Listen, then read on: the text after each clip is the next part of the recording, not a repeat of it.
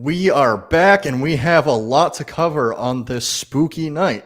That is coming up.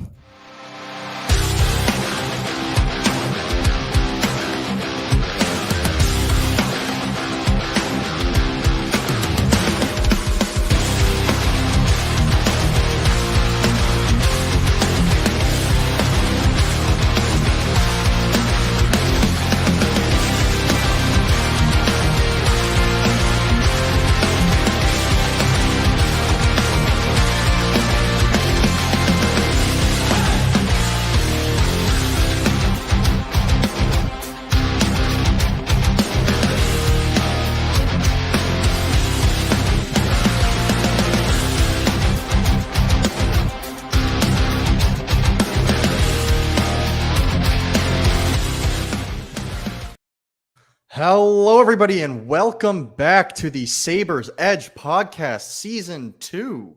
I know we're a little bit late. 10 games have already passed into the season, but life happens. A lot has held us up in the past few weeks, but we're here now, and we're looking forward to talking to you guys about the Buffalo Sabres. Timmy, how have you been? You guys thought we weren't coming back. And did we tell you?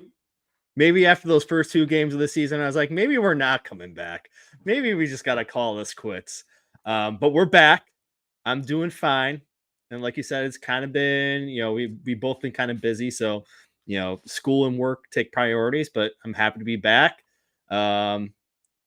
Somewhat happy to be talking Sabres hockey, but just hockey in general. I love talking about that. So, no, I'm excited. And I love seeing Sammy's face. So I'm looking forward to, getting this started back up again, man. Yeah. It's a lot of fun to just be here again. So also I've got a new, the directionality is backwards. That was messing with me. I've got a new background. As you can see, I have shelf space down there. So if you guys see anything on eBay that you'd like to see in that shelf space, feel free to let me know. And if it's reasonable, I might feature it in future podcasts. So I'm open to ideas. I got to talk to Jake. Does Jake got great? Is he a great interior decorator? You should see his basement. I don't know if you've seen the videos of his basement, but I think I have. I think does he stream from there sometimes? Yeah, he has a lot of football stuff, but I mean, yeah, it's clutter city with all the memorabilia. So I mean, that's a guy you talk to if you need to find somewhere to get some stuff. All right, that's a great lead to start with. All right. Anyway, as we mentioned in the opening, we have a lot to cover. We are now 10 games into the season, so that's a few weeks missed. We started off the season in Europe. Did you get to catch any of those games? Both against the Devils, both losses against the Devils. I watched a little bit of it. I mean, I clearly remember Samuelson's turnover in our end. Of course, yeah. That just totally reminded me how much I dislike Samuelson, and that still continued throughout the season. But yeah, I mean, I remember bits and pieces. I want to forget it, but it's tough to forget those games. But yes, that was tough. Yeah, those were forgettable. They came out. It was weird times of day to watch. Obviously, it's halfway across the globe, and they looked slow. They just did not have the energy that we would have expected given kind of the expectations that we had for the season. They just came out way too slow. None of our players really looked like they cared. Maybe they were jet lagged. Maybe they whatever. You can come up with a bunch of lists of excuses, but at the end of the day, you leave Europe with 2 losses in the books, and it just was not pretty. It was not good hockey. We got stomped by the Devils. So that was a very frustrating start to the season. Then we come back and we have our first home game, and that was against the Kings. 3-1 loss. But this was different than those Devils games. You watch that game, you think, hey, you know what? This team didn't look like it got destroyed. And in fact, if you run that game back a bunch of times, you probably expect the Sabres to have won that most of the time. We got out goalied.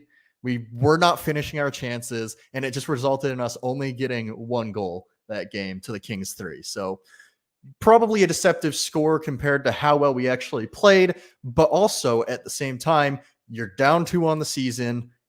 It really hurt to go down 3, and then you start the season 0-3. Did you have any thoughts about the Kings game?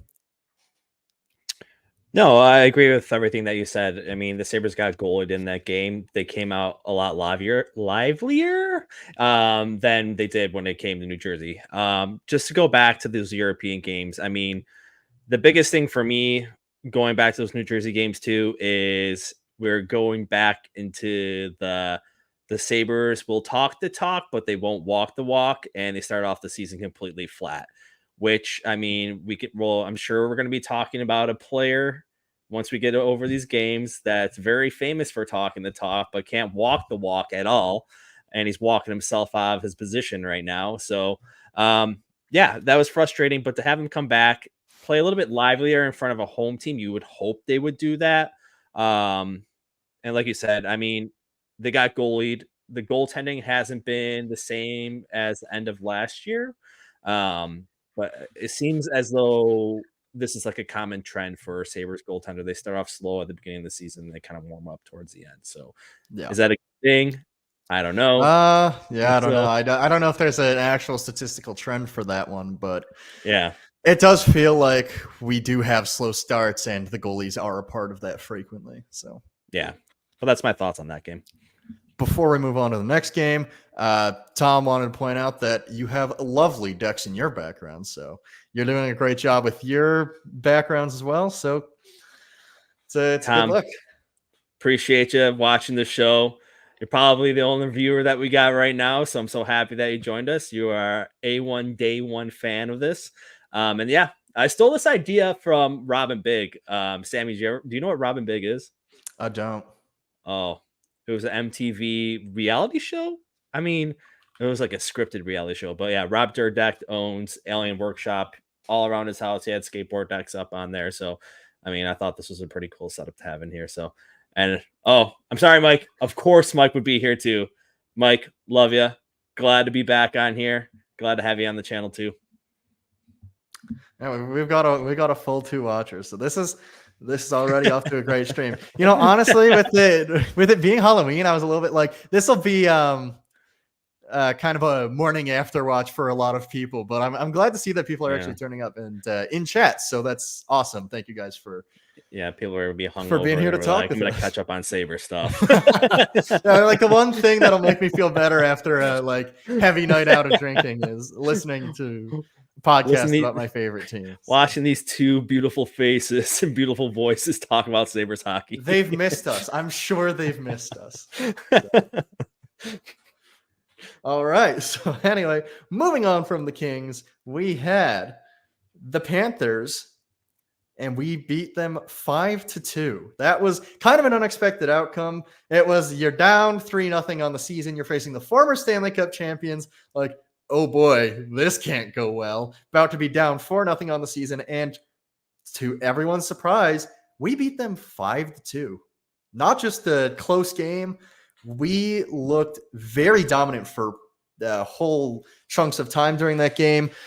It really brought the energy, that fourth line grinder line that we have showed up and really kind of energized our team the way that we had hoped they would during the preseason when they looked so good and really just unrelenting during that preseason games. So they looked good, and the rest of the team followed suit. I believe that was a big game for Thompson. No, I was wrong. That was actually pretty spread out scoring. You have a goal from Tuck, Darlene, Greenway, Yoki Haru, Samuelson. Oh, wait, no. Tuck, Greenway, Yoki Haru, Samuelson, and Thompson. So that was pretty spread out scoring from lots of the team, and defense was standing out in that on that goal list, including Matthias Samuelson, who you've pointed out that you're not the biggest fan of right now. But hey, if he's helping us beat the former Stanley Cup champs, it's a good look. Did they have the backup goalie playing though?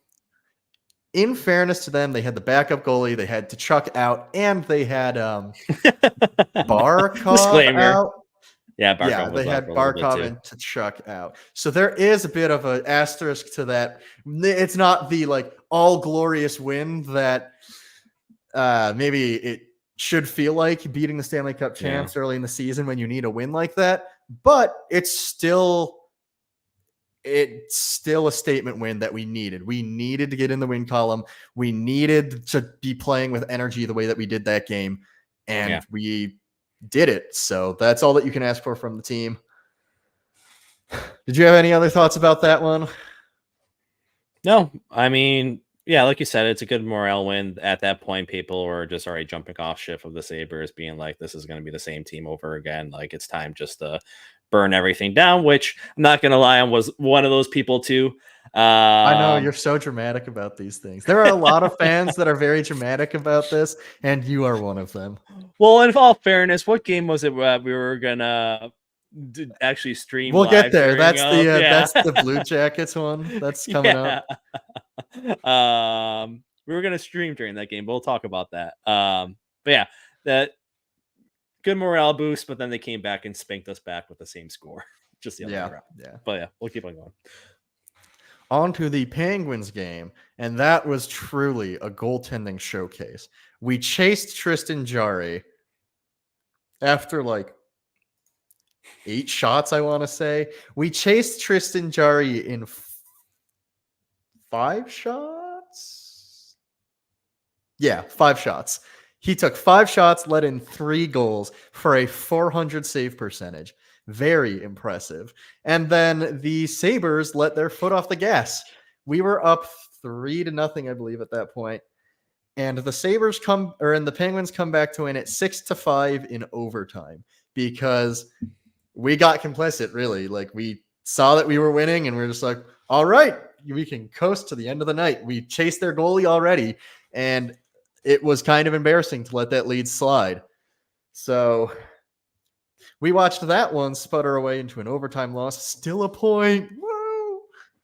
At that point in the season, though, you want both of those points, especially with how that game went. And on the other end of that, when I said it was a goalie showcase, UPL really did not distinguish himself in that game either. He had an .860 save percentage. He at least had 46 shots or 43 shots against. So, it's better than Jarry, but that was tough.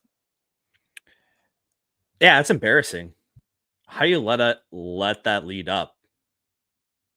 I don't even know. I don't even know what to describe it. I mean, UPL was not looking good at all.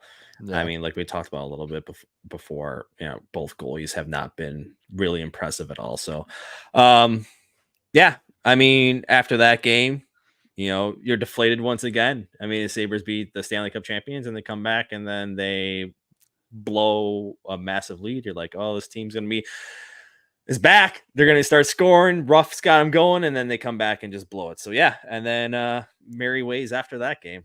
Oh, yeah. It went much better after that because you see how deflated the fan base is at this point. We're 3-1-1. And we're like, we have an easy game against Columbus. And we lose. We managed to lose that one. 6-4 in favor of Columbus. And it was during the second period, I think we had gone down to like 3-0 or whatever. We were talking in the chat trying to figure out if we could schedule a stream because this is it says Tuesdays on the little bar here, but actually we're doing Thursdays now. Obviously, it works better with my schedule. I've got late classes on Tuesday.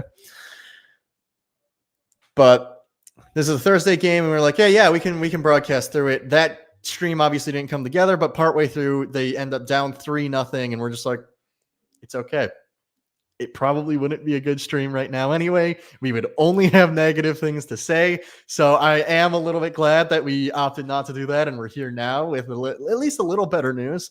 I think since the Blue Jackets game has definitely gone better for us, but honestly, I don't even have words for that one. I would like to put it behind us. We did get some goals back to make it 6-4. Like, obviously 3-0 is worse looking than 6-4, but that sucked. That was not a good game. We did not look good.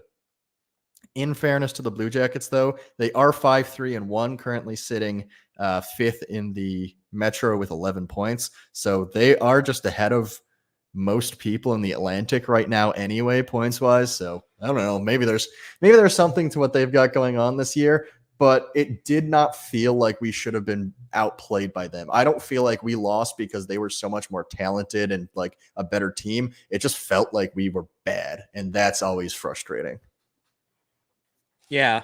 Yeah, just to go back to your Columbus point, I mean, this is a weird season right now. There's no one really. I mean, looking at the standings right now, maybe there's one team really running away with things, and that's the Winnipeg Jets. But besides that, I mean, everything's kind of close together. Like the Sabres are still in the mix after that terrible start. So, Yeah. yeah. I mean, I don't really want to talk about that game. I could say enough. We're gonna have a big group talk after all. That was just definitely the low point of the first 10 games. Just far and away, that was horrible. You have the excuses in Europe, right? And whatever. No excuses. You come back against the Kings and you lose, but it was a good game. You have a close, high-scoring game where goalies weren't good against the Penguins. And then you just lay an egg against the Blue Jackets. We were just worse. It feels bad. You don't want to look at that one. We're moving on. Anyway, Tom mentions TNT is back. And I agree. He's looking great this season. We've had some discussion about, whether or not he's a real line one center, because last year it seemingly took a step back. But he currently has 12 points in 10 games, 7 of which are goals, +3, which has always been one of the question marks for him as well about defensive ability. And he's showing that, maybe he's gotten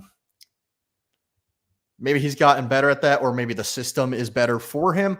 But he's looked good through all of the games, honestly. Even in New Jersey, or even the New Jersey ones in Europe, he was putting up goals. I think he had a goal in the first game and maybe a point in the second. So, or it's JJ Peterka, because that whole top line is producing right now. All three of them are leading the team in points. So, I mean, the first line is just a point producing line right now, and that's a good thing to see. That's a positive that we have right now. We'll probably talk more about Thompson and Peterka, but for now, I think it's a good place to leave it as like 5 games in. I think they look good. Obviously, Peterka got hurt. Little teaser for later. Yeah. And then Tom says that maybe last year he took that step back because he was focusing on the wife and kids, and probably fair. Life does happen, as we've seen with this podcast. He had an early wrist injury too, right? Or was that in December? Maybe he was fighting a wrist injury going into training camp, and it never. But yeah, almost like Darlene this year. But yeah, let's keep on going. All right, so.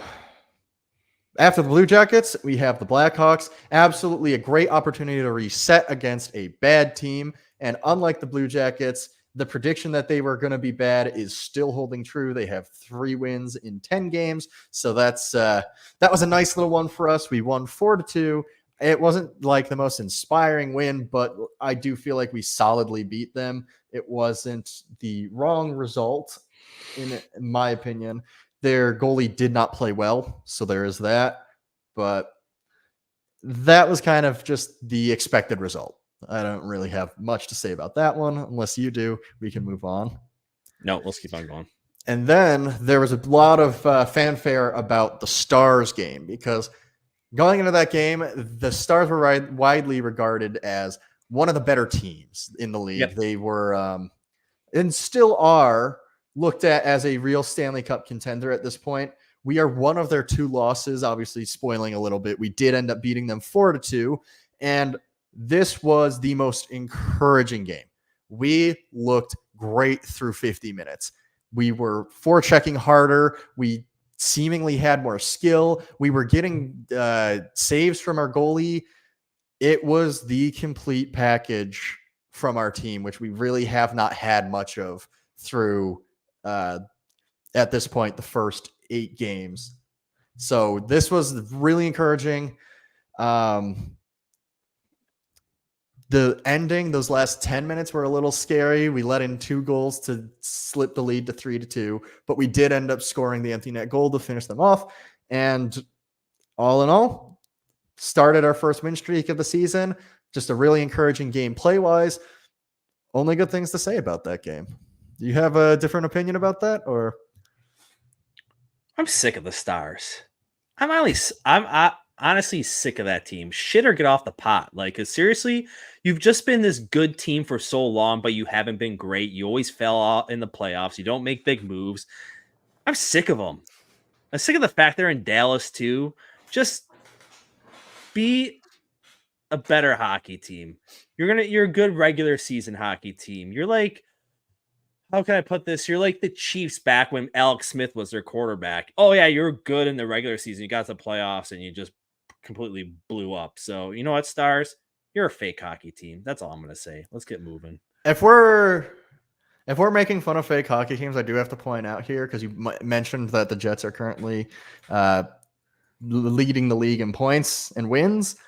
They are a fake hockey team as well. They consistently fail to perform in the playoffs after having like fantastic regular seasons. So while we're making enemies, shout out to the Jets. Your team sucks. The hockey Jets, not the football Jets. Yeah, both. Why not? Why not just take shots at everyone? You know, we're here. It's a spooky night. It's the Halloween spooktacular. I'm feeling feisty. You know, I'm feeling feisty. Yeah. We're gonna be spooktacular. Yeah, we got the wolf behind me. Oh, look at that. Your dog is very wolf-like. All right, so Dallas covered that. On to the Red Wings. The Jets are, yes, Go Bills podcast. The Jets are a fake football and hockey team. That's correct. Just taking shots at all Jets here. You don't belong in sports. You're terrible.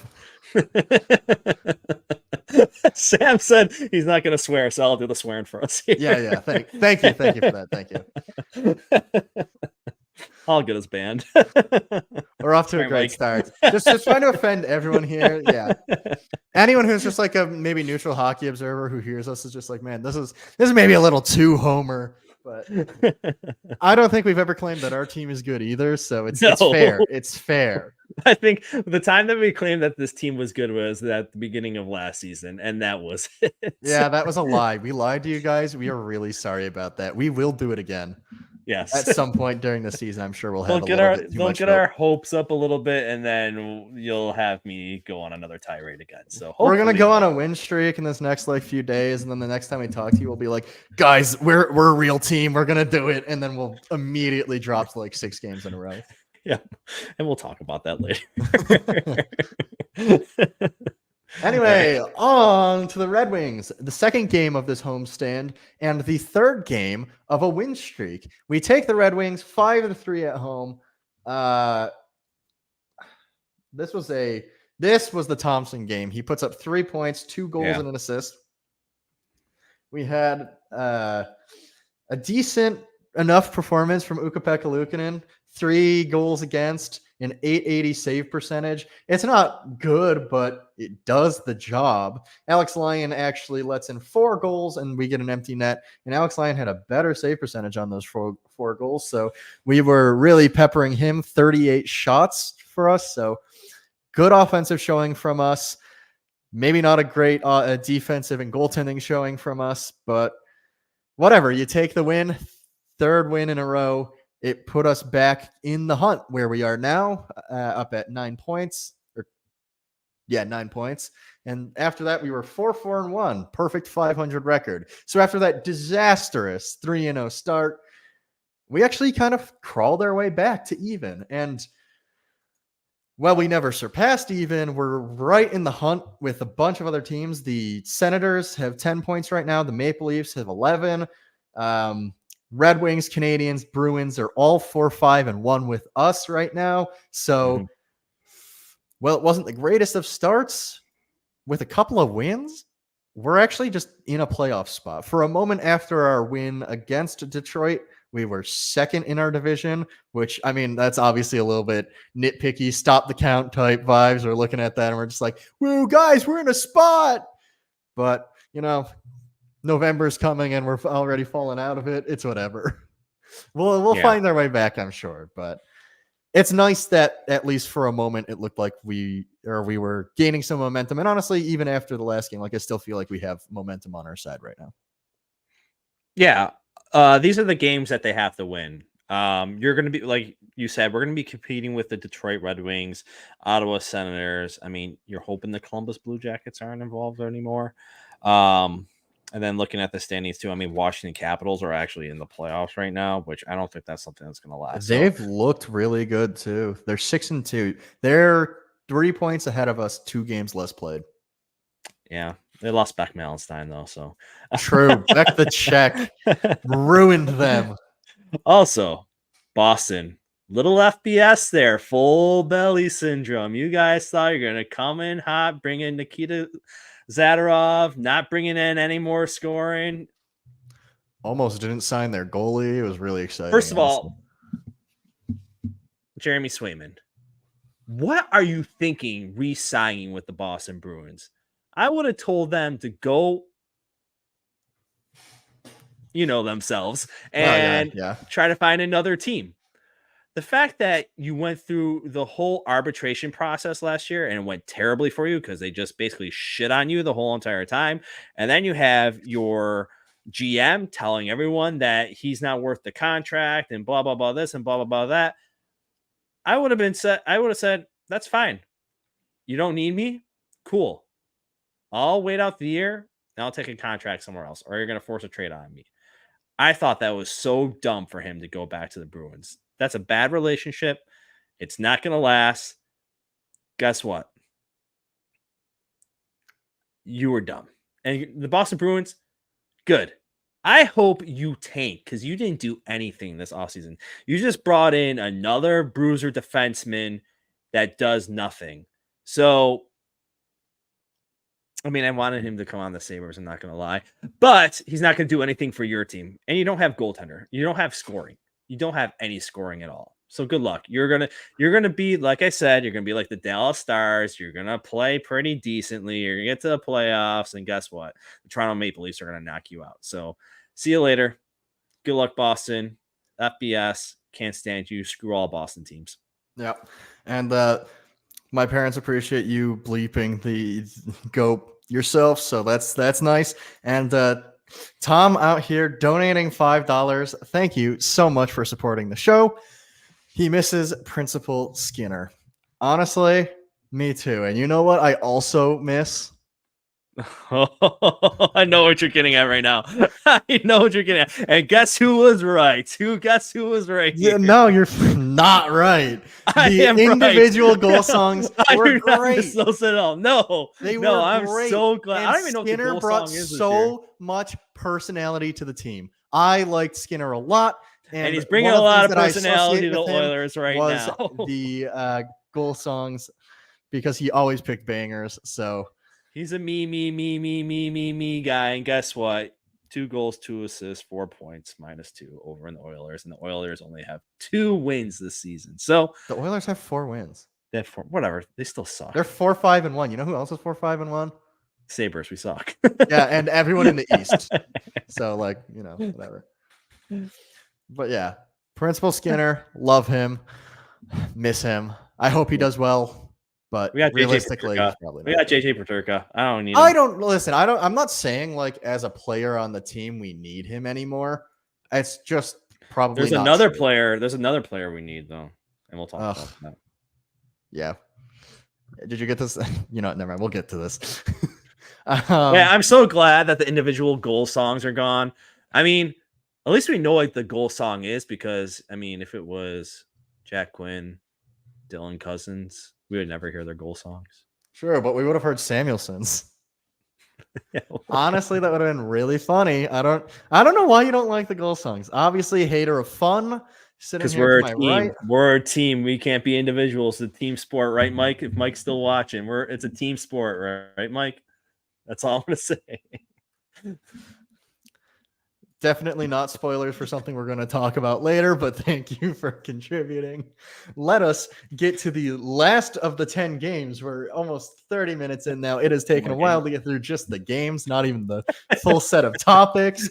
But anyway, sorry, Panthers again. They returned the favor, 5-2 against us. It was honestly not that bad for the score that it was. We played all right. I don't think that our goaltending was great. I don't think at points that our defense, our goaltending was 839 save percentage. Yeah.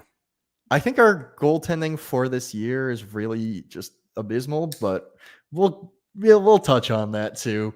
The game itself, though, had, at least during the second period, a lot of good signs for the Sabres against the former Cup champs, and they looked like they kind of had their feet under them again. You know, they had Bobrovsky, they had Chuck. I don't remember if they had Barkov or not. I think they might have. They did this game. They had Barkov. Yeah. Yeah. Oh yeah. He's got a goal and an assist, so he's putting up points for them against us. That's lovely. Yeah. But the point being, full roster, they looked good, and for parts of it, we were just the better team.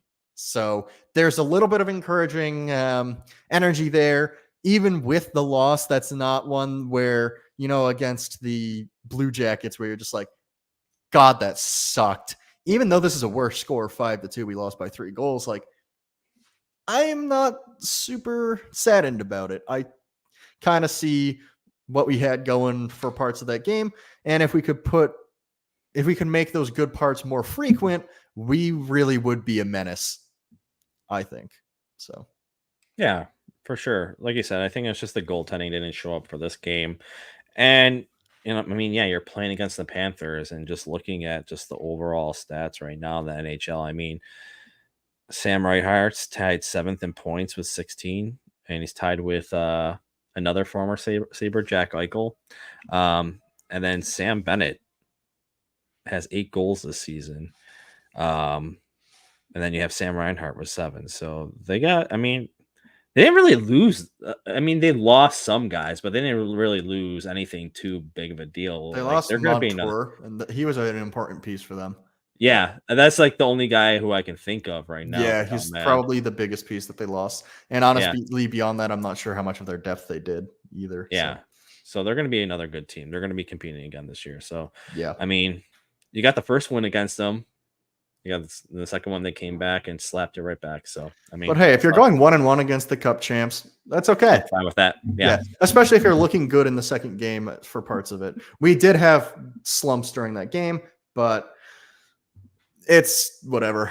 We looked good for parts of it too. So, all right, we finally got through the games. We can start touching on storylines. The first one that I personally would like to talk about is the fact that it took us, I believe, until the Red Wings game to get a power play goal. That's 9 games into the season. We got our first power play goal. That's embarrassing. You are not a real team at that point. Our special teams this year have been horrible. If we have even okay special teams, we win the Penguins game. We might win the Kings game. And all of a sudden, you have a team that's 6-3-1 out the gate instead of 4-5-1. That's a wildly different opening to your season if you just have an okay power play. It's been terrible. Terrible. With the exception of these past 2 games where they have, I think, 2 goals. But even in these past 2 games, they have a shorthanded goal against. So they're only actually +1 in the past 2 games. And on the season, the power play is 0. It's perfectly even. 2-4, 2 against. Horrible power play. So this was one of those things where it's just like, what do you even do? You have talent up front. You have skilled players. We can't seem to break through the zone. Is it coaching? You just brought up Appert to be the offensive coach and the power play coach. Is he not good enough? There's so many questions that this power play has opened up for me where I'm just like, I don't even know what the answers are anymore for this team, because you fix a hole with them and another one like pops open. The 5-on-5 got good. The special teams suck. You know, it's just so frustrating sometimes with this team that they can never put together a complete package. And I'm hoping with the progress that they made in the last 2 games that they can continue this, and that this is a trend going forward, that they will start scoring power play goals. But woof, so far it's been tough. Did Tage Thompson say after the first power play goal, like after the game, that Jason Zucker was the key to the success of the power play? Maybe. I mean, he's got 2 power play goals. He is the power play right now. So the big off-season signing of Jason Zucker's the difference maker. I mean, how long? Benson's been out for a while too, right? Benson has been out for a while. He's had an injury, and he's a that guy he that sits in sustained front of the in net. Europe. Yeah. Yeah. So, I don't think he was playing power play 1 though. Anyway, I think it has he's been playing Zucker. 2. Yeah. So I mean, he's a guy that gets in front of the net, so maybe that can help out. But yeah, same sentiment. Like, you bring Seth up. I mean, the biggest we talked about this already during the offseason is you bring Lindy Ruff in, but then you keep everyone who is already in the system. I mean, you bring Seth Appert up, which, I mean, yeah, the Rochester Americans or the Amherst were good, but they had a lot of talent. I wouldn't say they were even good. Like, I mean, his first year they played above expectation, and the second year was like, okay, they did decently. But yeah, then you keep Mike Bales, Matt Ellis is your eye in the sky, which is just like, what the hell is he doing? You keep Marty Wilford, who's just like, he's not really good at defense. I mean, really the only guy. I mean, did they keep the goalie coach? Oh, Mike Bales is the Mike goalie Bales coach. is the goalie coach. Yeah, but yeah, Marty Wilford. I wonder if Marty Wilford's in charge of like the penalty kill then, if he's in covered defense. So, yeah, I don't know what's going on with the power play. It's just embarrassing. You should have a goal because you're up 1 guy, but they ended up getting a lot of shorthanded goals scored on them. So, yeah, it's something that we're just gonna have to watch. I mean, I could react early and just lose my mind, but we'll just watch and see what happens right now. I mean, Yeah. I think, like Tom said, we got some guys heating up. So, I mean, Tage Thompson took a while. I think it wasn't until the first Panthers game that he got his first goal. So, yeah, I mean, we have guys heating up. Zach Benson's supposed to be coming back soon, so I think it's just something that we're going to have to keep an eye on. But yeah, to have your power play having 0 goals for basically the whole first 10 games is just embarrassing. Yeah. So yeah, Something that obviously we know plus minus ain't the greatest stat, but something that kind of points towards the direction of our special teams being an issue, and will segue nicely into something that you might want to talk about, is that the Sabres as a team are -4. So we've had 4 more goals against than goals for. But if you look at all of the individual stats, actually everyone is plus or even, other than a few people.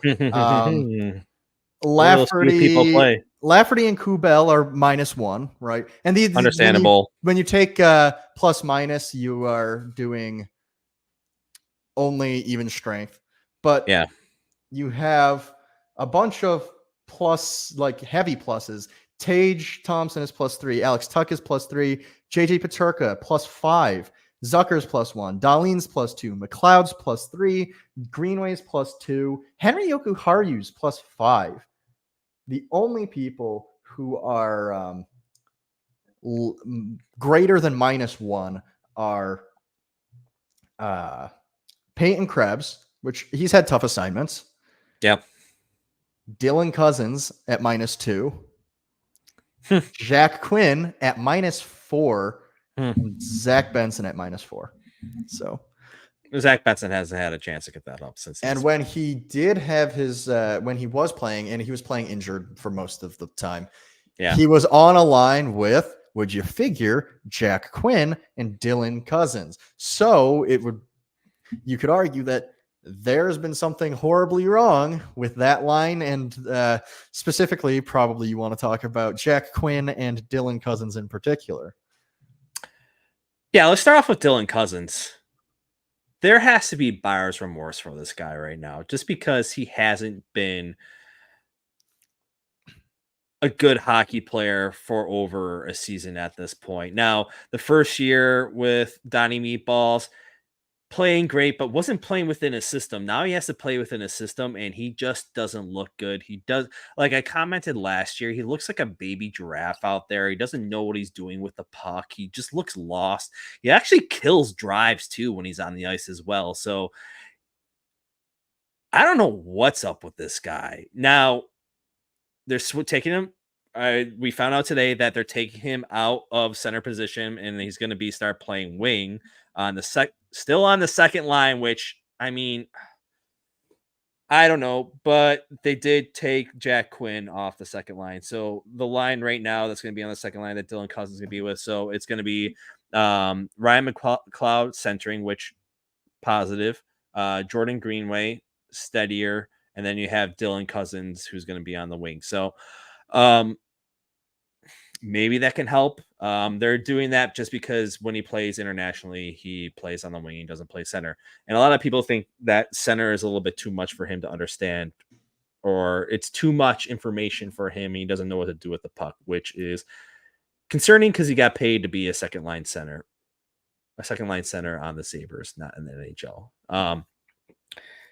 The dude, I mean, a lot of people are pointing back to after the fight with, was it Faber last year against Philadelphia or something like that? Faber, where he broke his nose. I was going to say Brock Faber is a Wild player. Fabry is a Red Wing? No, whatever. There's one of the guys on the Philadelphia, right, that broke his nose. And they're like, he hasn't been the same after that. Dylan Cousins is the epitome of this team of being talks the talk, doesn't walk the walk. The guy just doesn't. He will say all the right things, and people are like, he's going to be a captain. He calls out the team, says the team's playing like crap, and they got to get better. They got to get tougher, and he doesn't do that himself.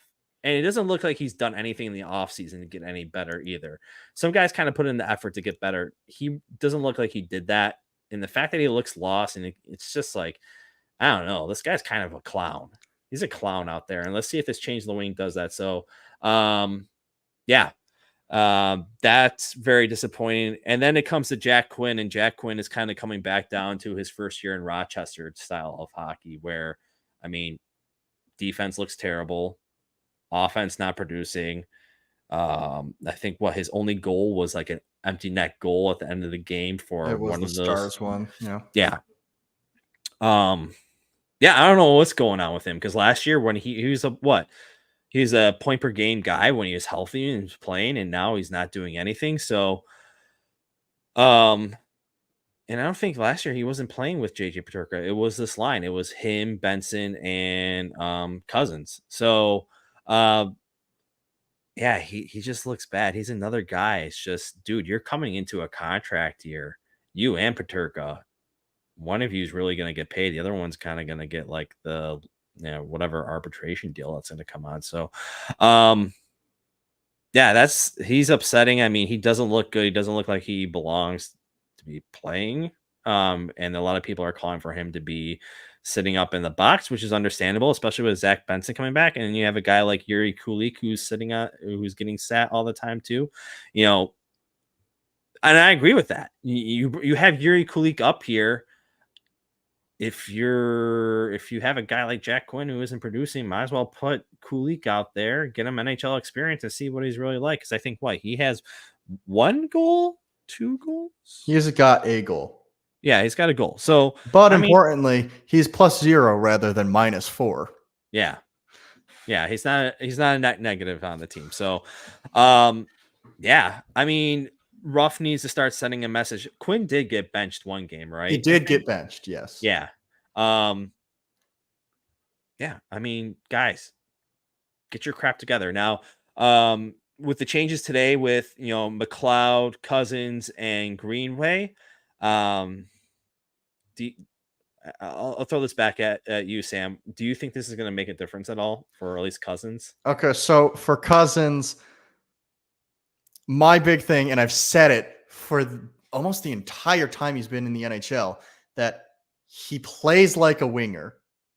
If he plays like a winger and he excels as a winger, maybe he's a winger. It's crazy to me that we've seen him have success year after year with Team Canada as a winger, and his style just lends so like he plays so much like a winger. He loves to just like run in a straight line and shoot poorly. You can do that on the side without consequences. If he does that thing where he runs it up the middle, turns it over like you were talking about, where he just like kills drives, now all of a sudden you have to get back as the center because you've just like started a transition the other way.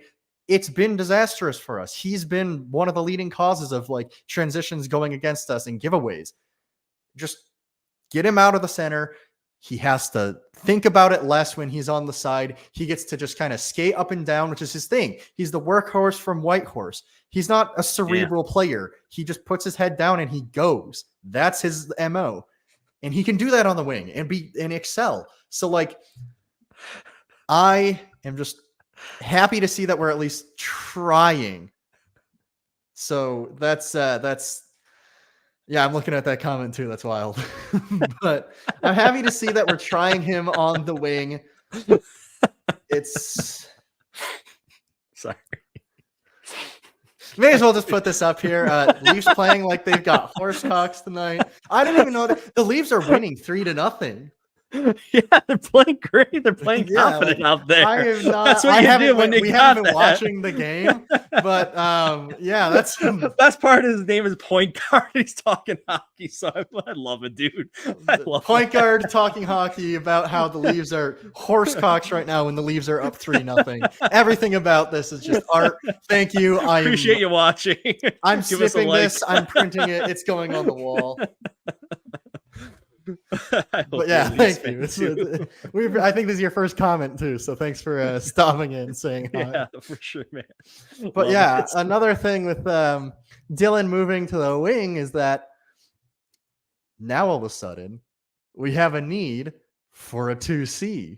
If assuming he excels at the wing and doesn't get pushed back to the middle, McLeod's not a 2C. He's a 3C and a very good one. I think that as an acquisition, that was actually great. That hit the mark. Kevin did well with that. We needed to bolster our bottom six, and I really think that they did that with the acquisitions they made. Yeah. They were making the assumption, however, that Cousins was their 2C. And all of a sudden, that's not the case. So here we are. Cousins is on the wing. If only we had a 2C in the system. If only we didn't trade one away for our now third defenseman. So we, if you didn't know, last year traded Casey Middlestat for Bowen Byram. And at the time, I agree with the move. You think that Cousins your 2C, you have maybe a need for some more defensemen because we really didn't have...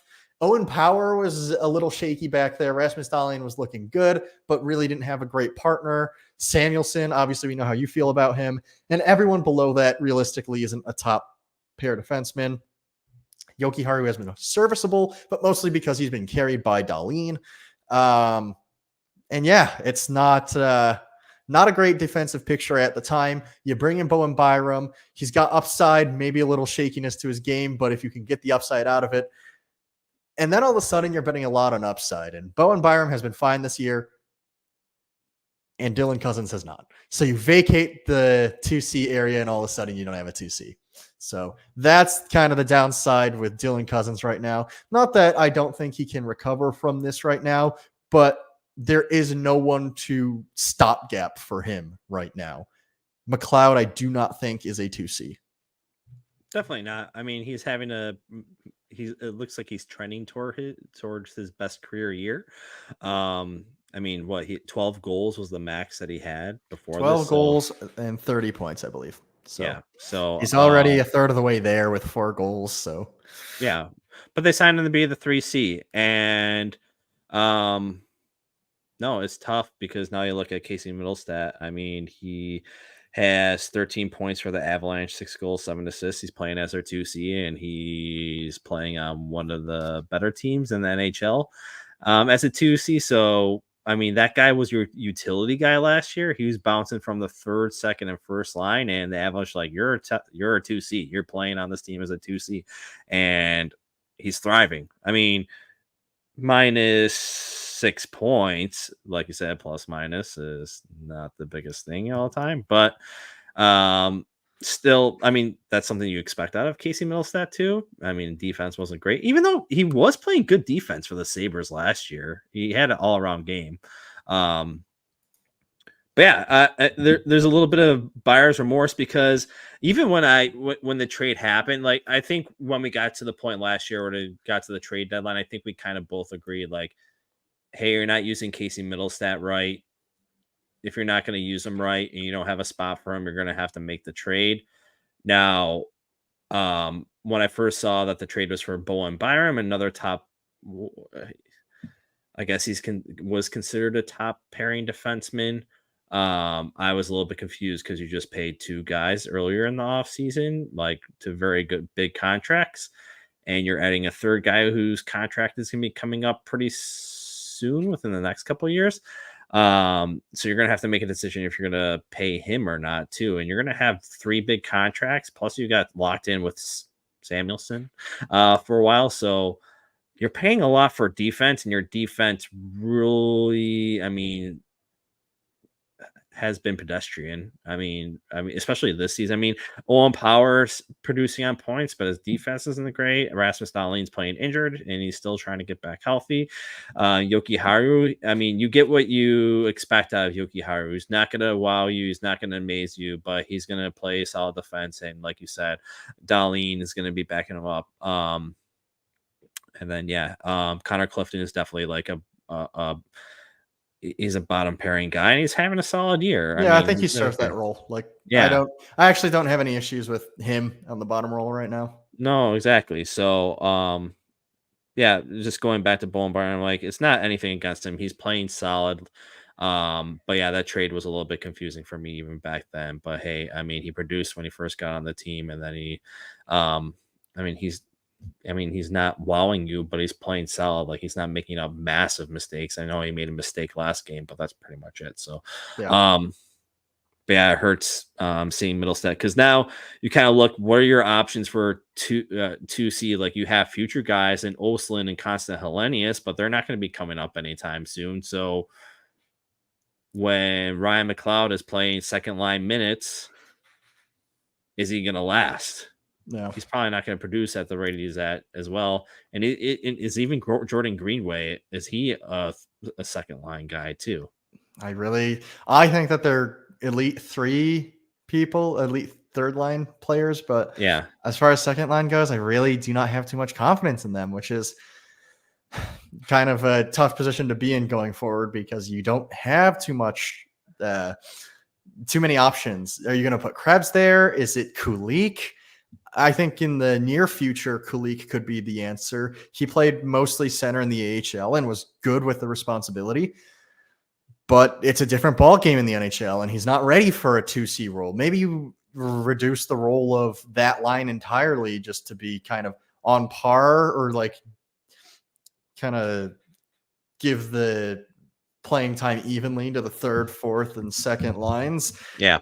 So that you take some responsibility off of like a Yuri Kulik if you choose to go that route. But then, you're putting way too much on the first line, and other teams will have more opportunity to match against them and don't really have to worry about the other lines. So I don't know. I don't think that there's a good solution to this right now other than just praying that Dylan Cousins can return to the 22-23 form that he had, which it doesn't seem likely at this point. So. Mm-hmm. So what are your thoughts on Jack Quinn now too? Okay, yeah, Jack Quinn. You touched on this earlier, but contract year, dude.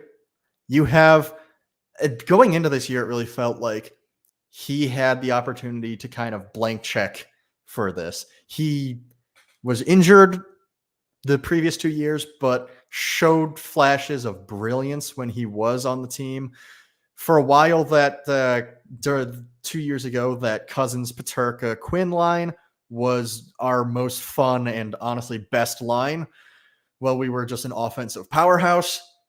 And you come in this year, you had a full off season.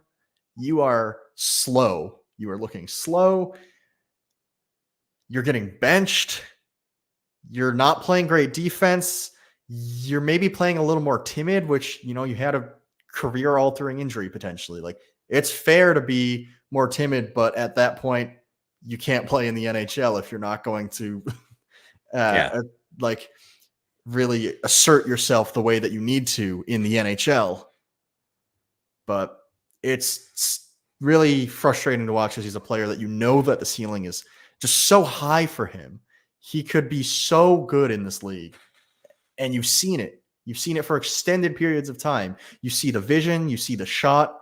He's never been the fastest player, but it really looks like he's just got cement in his feet these past few days. And even like he used to be pretty good defensively.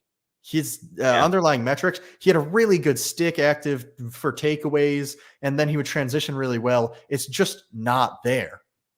No. And I think it's just he's not asserting himself, whether it be fear of re-aggravating the injury or he's just not skating as hard because of the injury because he never got it back up to form. But it's hard to watch, really, because this is a player that I really had high hopes for. Yeah. Because his first injury that he got was an Achilles tear, right? In his second one, he broke his leg, I think. I think so, yeah. Yeah. It was an Achilles over the offseason, and then he came back and in a Rangers game gets pushed into a wall awkwardly, and his knee like snapped. But then he came back and was playing at like almost a point per game pace too after the broken at the leg, end right? of the season. Yeah, he did. He came back and he went on like a goal scoring tear. So it's so weird to come back this season and play more timid, you know?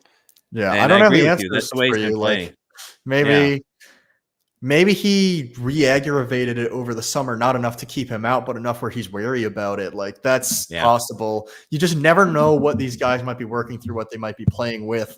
Obviously, Benson played 6 games this year. Turns out he was injured in one of the first 2 games, right? Like, he still continued to play, and it's known that he was not healthy, and now it's keeping him out longer. You just don't know what's going on with these guys, but if it's an issue and it's making him this bad, just hold him out. Hold him out until he can play at the level that you need him to. Yeah, what are your thoughts? I mean, because it's kind of the same with Darlene. Like, he was held out a couple preseasons game, but he's obviously was injured at the beginning of the season. And then you have that situation with Benson too, where he's playing through injured. Like, is that something that's reflecting on the training staff, the coaching staff, or is it just the player's mentality? What do you think? Have you watched the Amazon Prime documentary? Yeah, about the NHL. Really good. Yeah, really, really great documentary. I cannot recommend it enough. But one of their episodes was about injury and the toughness of NHL guys, and I think it followed Forsberg and Jack Eichel. Yep. And the entirety of last season, even before the playoffs, even when it looked like they probably weren't a playoff team, Philip Forsberg was playing with an injury. And there was concern about, like, if he continues to play with it, is it going to get worse? Is it going to affect his career down the line? And to these guys, it just does not matter. You play if you can. If it is not making it impossible for you to play, you play. And so that's one of those things where I just think if Jack Quinn feels like he can step onto the ice, he's going to do it. They care that much. It matters that much to them. And same with Darlene, same with Benson.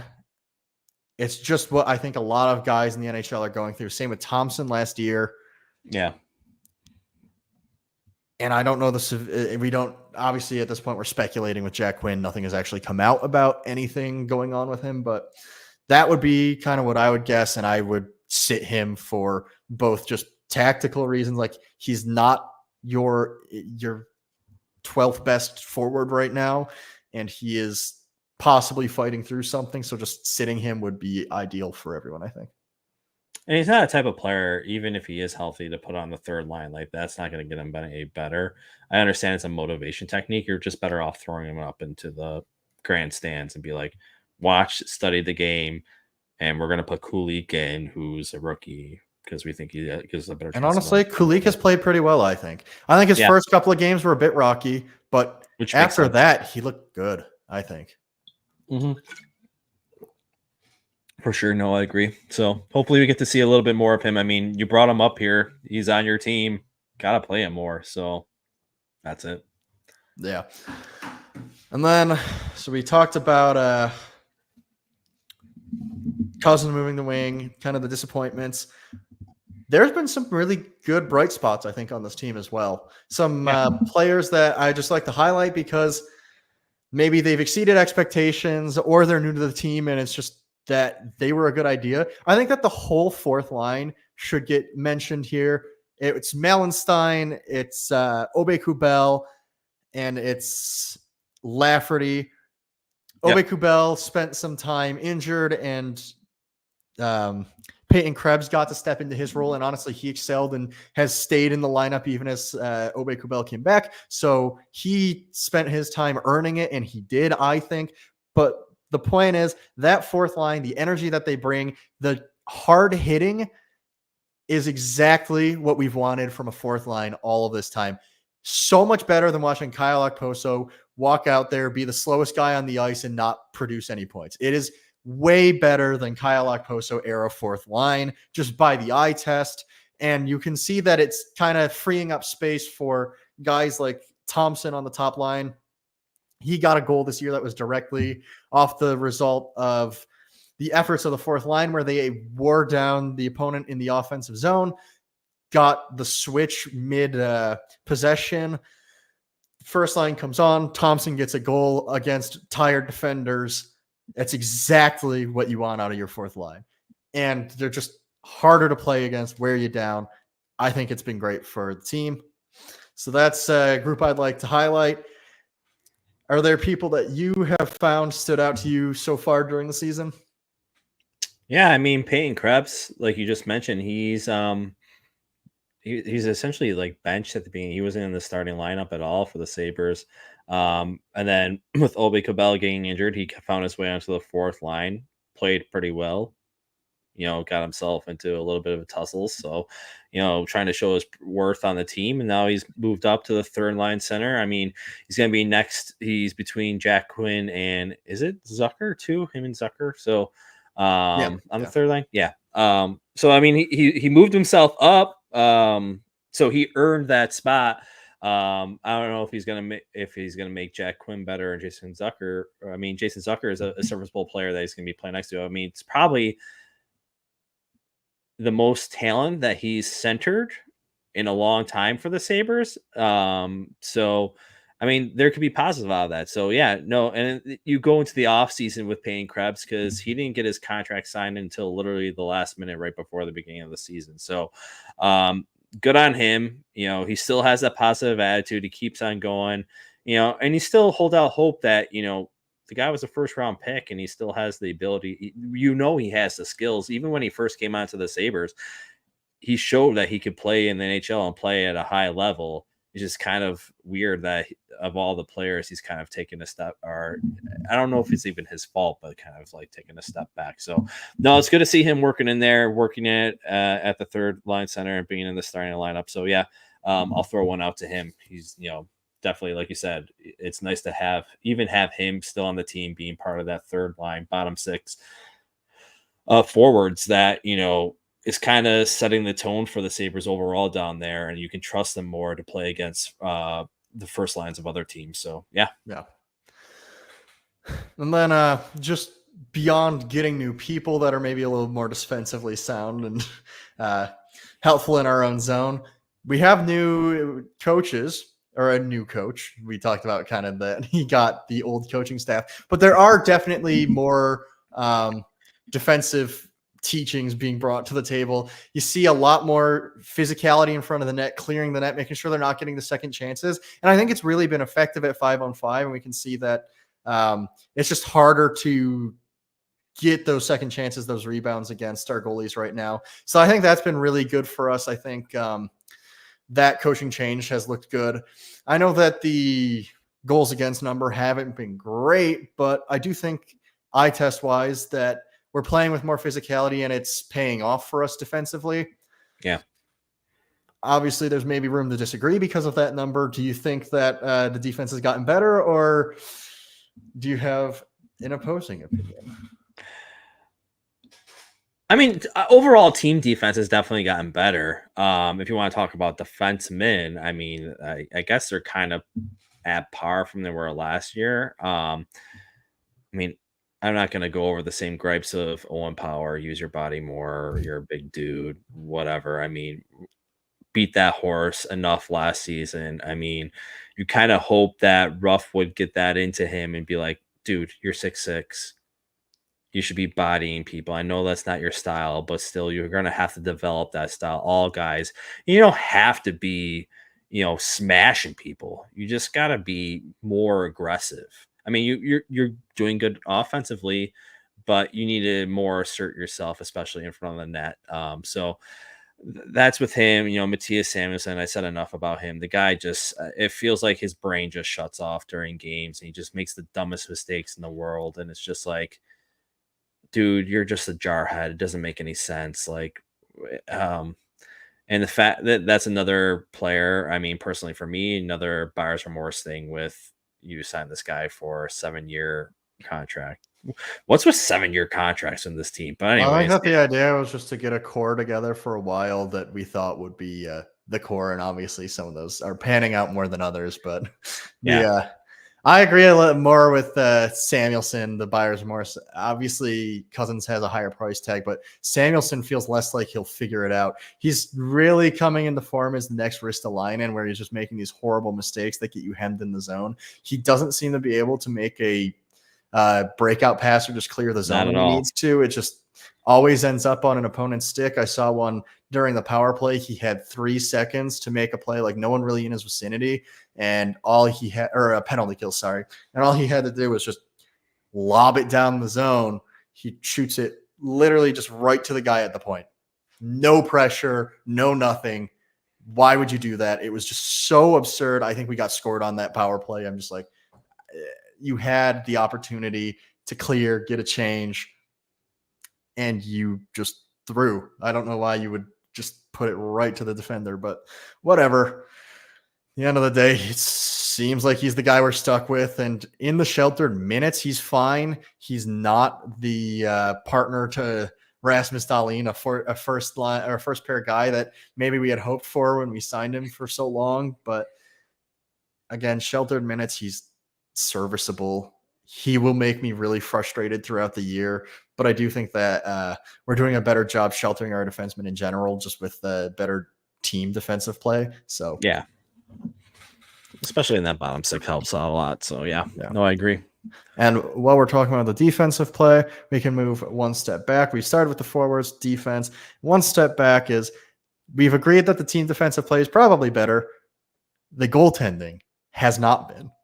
So the goalies this year, we have Ukko-Pekka Luukkonen taking the lion's share of games. He has 7 games, 3 wins, 3 losses, 1 overtime loss, and he has a 3.31 goals against average, 890 save percentage. Not really inspiring numbers. 890. We just signed the guy to a bigger contract. You expected him to be the starter. You expected Levi to be the backup. And maybe you expected it to be more competitive on like a positive note. They're competing for the last right now because Devin Levi in 3 games played has 1 win, 2 losses, and an 874 save percentage. Yeah. These are guys going between the two. What? A lot of tummy sticks going between the two. These are guys who have at points in their career. Sorry, this have had streaks where they're really elite looking. And here we are at the start of the season where there should be competition. Devin Levi should feel like he has something to prove. Ukko-Pekka Luukkonen should feel like he has that contract to live up to. And they both come out flat. I don't know. There might be 1 game between them in the first 10 where they have above 900 save percentage. It has been not, you have a couple of bad games dragging it down, consistently bad. I don't know. how you get these guys to care more or just compete more, or like what the issue is. But Luukkonen looks more sluggish. He looks like he's not tracking as well for the majority. He had actually a pretty good game against the Stars, I think, until those final couple of minutes. And beyond that, that's it. That might be the game where we see, he had a 9.33 against the Stars. Yeah. I think that's the only game that one of our goalies had over 900. Over 900. Yeah. I guess actually against the Panthers when we won 5-2. Oh, okay. Those are it. Yeah. So. Yeah, I mean, I don't know what's going on with the goaltenders. I think this is the fear with UPL that, you give him a contract and he's kind of going to revert back to what he was 2 years ago. Where, I mean, I know he's had the injury concerns where he had the double hip surgeries and he kind of was slow coming back from that. But yeah, dude, you earned a bridge contract. You didn't earn a real contract. And that bridge contract can get you traded because there's going to be bad teams out there that are going to want to take on contracts if you end up not playing well. So, I don't know what's going on with him. I mean, and then Devin Levi, like you said, Devin Levi came in here. He played at Northeastern for college, and he bragged about how he had to fight every step of the way to get the starting role everywhere. Dude, why aren't you doing it here?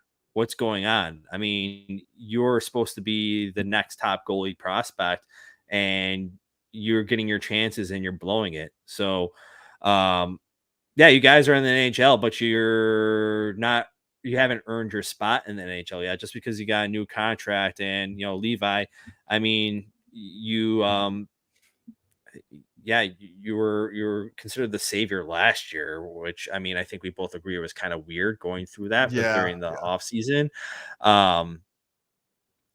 But you weren't that this year. You kind of had to earn your spot. I mean, and I don't think the Sabres really put much competition for either of them. What they brought in James Reimer, who is he in Rochester? Or where is he? I don't even know. He's on the Ducks right now. He got claimed on waivers.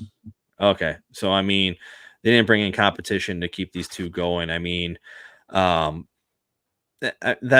kind of on Kevin Adams, where it's just like, we're settling too much as a team sometimes, where it's just like, oh, we'll be fine with these two, where it's just like, well, if Devin Levi is not living up to it, you probably want to send him down to the AHL because he's at least on a 2-way contract. You can't send UPL down.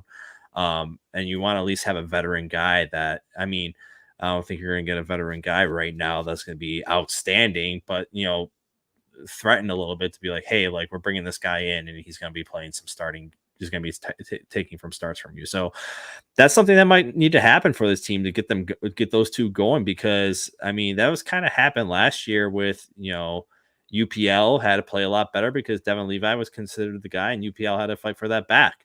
And same with Levi. I think that those two, they just kind of buddied a little bit too much, and they're not. I mean, there's no competition. There's no motivation. Well, I'm sure there is, but it just doesn't look like it. It's not like their play isn't showing that either. And like we said, I mean, the team defense has definitely gotten better. So what the heck's going on here? Like, you should be having at least a 9-10 save percentage with the way the team defense is. Because I think they ended last year, UPL was at almost like a 900 or something. So yeah. Get your shit together, boys. You got a long season ahead of time. I think it's also just worth noting that all of our goaltender ideas in the offseason weren't great. You sign UPL to the contract to see how that's going so far. You sign Reimer, we lose him, and even while he played on the Ducks, it was like an 860 save percentage. So that's worse than our two current goalies. You signed Felix Sandstrom, and he's currently lost his starting role in Rochester to Michael Hauser, who's not on an NHL contract.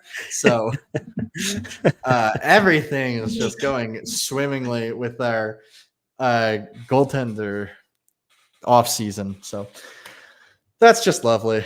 But I think unless you got talk about else, at least a positive thing that in the game, we didn't talk about the top line that much. I mean, you know what, we can talk about the top line by just going over our current points leaders are Tage Thompson with 12 points, 7 goals, 5 assists. Alex Tuck, 9 points with 3 goals, 6 assists. JJ Peterka, 8 points with 4 goals and 4 assists, and then Owen Power and Jason Zucker to round out the top 5 points leaders for us. As you can see, all of the top 3 are literally just our first line, which is kind of what you'd wanted, what you'd expect, what you'd want to see. So that's really nice. You have Owen Power creeping up there. He's almost got a point per game, which is impressive for him. And Jason Zucker, who's proving to be a important off-season addition, where maybe people didn't believe in him as much as Kevin Adams seemed to, but he's got 7 points in this early season, and he's the only one who's scored on our power play thus far. So that's where his 2 goals are coming from. But yeah, I agree that the top lines look great. They are exactly what you'd want out of a top line right now. They combine for 14 goals. Yeah. And that's partly with JJ Peterka being out due to concussion for 2 games after the first game. So yeah. JJ Peterka, the straw that stirs the drink. I mean, he makes every line better that he plays on. So no, he's exciting. I mean, we talked about, I mean, Jack Quinn and how he's not living up to it, but JJ Peterka is living up to, I mean, I think he's kind of living beyond what we thought out of expectations. First line guy, has decent speed, can score, can set up guys. He's helping out Thompson, and Thompson's playing significantly better too. And Alex Tuck too. I mean, last year that line was floundering, and this year, you know, it's trending upwards again. So is it going to be career years for all 3 guys? Probably not. But I mean, they're kind of getting back on track to where they're going to be. So that's exciting. And I mean, going back to Owen Power, I mean, you didn't draft him specifically as a solid defenseman or a defensive defenseman. The guy is an offensive guy. So to see him getting points in there, especially with Darlene and with the injury that he's struggling with right now, it's good to see at least one of those guys, you know, getting some points on there too. So yeah, no. If I'm a coach, I'm telling Owen Power to take like 1,000 practice shots a week and just hoping that his shot can get good enough where he's now a dual threat and you have to worry about those things, and his passing then becomes more dangerous too. Like, yeah, he's smart. He's kind of hard to move off the puck when he has it. He has the makings of a truly elite offensive defenseman. And you watch him shoot and you're like, oh God, it's not even a threat. Yeah, I don't know why, for such a big dude, why his shots like that. It's kind of, you have to just get on mechanics during the offseason. It doesn't take that long. Jesus, meet up with Connor Bedard and shoot with him for a little bit. That dude just whips a wrister like nobody's business. I think in the Florida game, he had a wide open net. It like popped to him, and he took like 2 touches and 2.5 seconds to like whip it towards the net. Doesn't get any air on it, and Bob gets across to make the save, and that's the one that we lost. So that would have put us up 3-2 at the time in the game. So maybe fire some more shots. Take some one-timer practice too, so you can get those ones off quicker where you just need to get it to the net. That's the one critique I have. I'm not too worried about his defensive play. He's still young. He's still maybe maturing into his body a little bit. He'll get bigger. He'll get used to the league. He'll get more assertive in his own zone. The shooting that doesn't come with just aging, you know, that doesn't come with spending more time in the league. That's something you got to practice. That's something you got to put more effort into. And that's why that's something that I'm going to nitpick more for him, because it's actually kind of embarrassing for an NHLer to shoot like that. First overall pick NHLer that's 6'6" and shoots wounded ducks out there and doesn't confidently. So yeah. I mean, he still has more goals than Cousins. That's all I'm gonna say.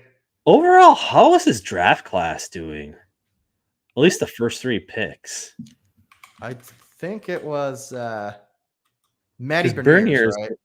Yeah, he had a terrible season last year, right? Yeah, he had a down season last year. I have not heard much about him this year, so I kind of assume if he's not in the news cycle that he's not doing too much right now. But yeah, I think there's maybe not too many notable players right now. Eklund was there. All right, these are we can just find it. Owen Power, Matty Beniers, Mason McTavish, he's been good. But not so notably where you'd be like, he should have been first overall. Luke Hughes has been okay, I think. He's been injured to start the season, I think. So Kent Johnson has been offensively good, defensively questionable.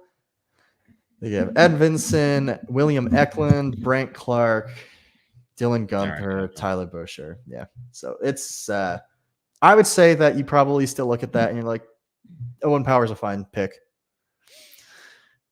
Thus far. I mean, you look back at the Reinhardt draft right now, and I think we talk about maybe 3 or 4 years ago, the top 3 guys were pretty much busts, and now you see them producing all on the Florida Panthers. So take some time, like we said, like you said, I'll say. Yeah, that's the thing. A lot of people want to rush things, want to be so impatient about things. I know it's hard after so many years of being a Sabres fan. Like, you've been told that for years, but it really does feel like a prospect pipeline is different kind of right now, the state that it's in. And even to the point where we can comfortably move out someone like Matt Savoy to get help right now. And that help has been good. Like, the direction of this club, I actually feel pretty secure about. How this current year started was frustrating, but even then you got some wins back. You're close. You're competing with the teams in your division right now. Like, there's reason for optimism right now, as hard as that can be as a Sabres fan. Yeah. I mean, I think we always push the optimism in the future, but that's pretty much what the team has until it gets fully competitive and becomes a spot or a destination for free agents, because really that's what we're relying on is our prospects to develop at this point until the team gets fully. I mean, we're still the youngest team in the league, so we'll carry that into infinity. And every year we'll be the youngest team in the league. Last year. And then just as players are maturing, we'll send them out to Florida and Colorado and Vegas, and it'll be great. Yeah. We're the league's farm team, but yeah, it's okay. Someday we'll get ours. We're still smiling. Yeah, that's great. All right. Well, I think that's about it for today. We had 10 games to cover, so that took us quite a while. Almost got to an hour and a half this show. We'll be trying to be more consistent about being on Thursdays. I know it says Tuesday right here, but we're on Thursdays. We'll try and get that changed as well. I know that we also have we have the intro video from last year, so maybe we'll see if we can do something about that. But for the time being, we're working on it. We're working on being more consistent about uploading. We would look forward to seeing you next week. We continue the conversation in our Discord if you want to check us out there. Other than that, like, subscribe, hit the notification bell to see if we actually did come back next week. It was nice talking to you guys. Happy Halloween, and we will see you later. Bring the fire back, point guard. See you later.